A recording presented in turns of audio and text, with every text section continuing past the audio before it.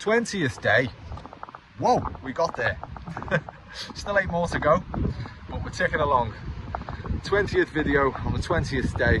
CEO of Lion Rose Holdings. My name is Samuel Sadler. Lion Rose Holdings is a property investment brokerage, and I have agreed to answer 28 questions in 28 days. These questions being frequently asked questions from our investors and buyers. And today's question, while I navigate down this tricky little part of the beach, is what location is considered a good investment? So what location is considered good for a property investment? And there is quite a few, quite a few different locations, if you like, that are going to give you different results, not necessarily not profitable ones, but yeah, location's one of the most important things that you need to analyze before buying a property.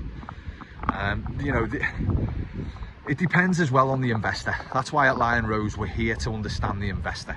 Okay, so I'll explain. So if we've got an investor that likes the idea of holiday lets, then the location is going to more than likely be something that is proven to be a well-established holiday destination, or potentially an up-and-coming holiday destination in the way of regeneration, which complements my video from yesterday.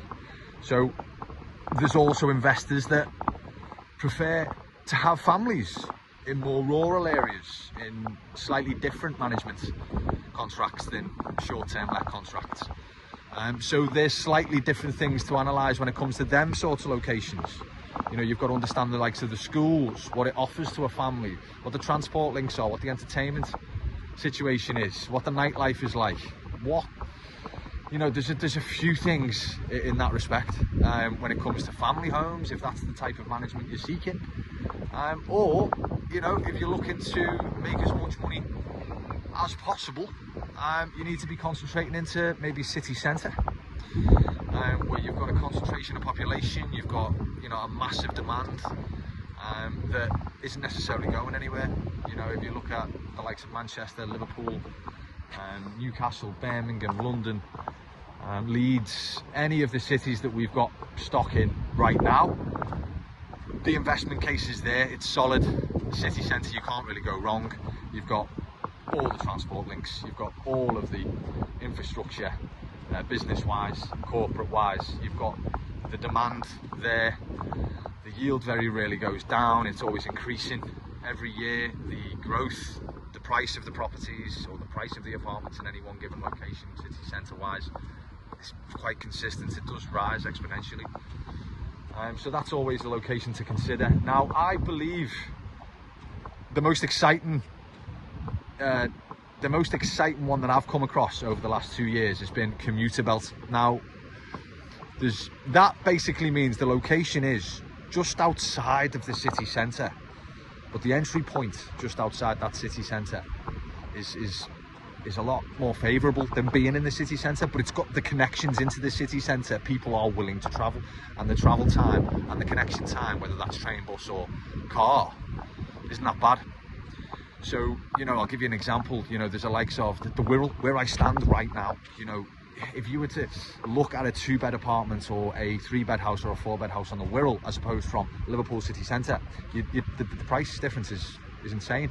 You're going to see a massive reduction over here than you would over there, because the prices just haven't caught up. But I work in Liverpool city centre and I live on the Wirral, and I can get to my office quicker than most people that live on the outskirts of Liverpool. It's a commuter belt town, and the yield is going to probably give you the same sort of returns. So the returns are going to give you the same sort of yield as Liverpool would, if not more, in the way of Airbnb. So again, that's just an example. I don't want to, it's 4 minutes 34. Now, commuter belt territories outside of London, very popular. Now, outside of Manchester, getting very, very popular. People are willing to commute into the city to work, but they want a slightly quieter setting, which means that they can have, not necessarily the chaos, but they can have the hustle and bustle of the city centre, but they're further enough away to get away from it when they prefer.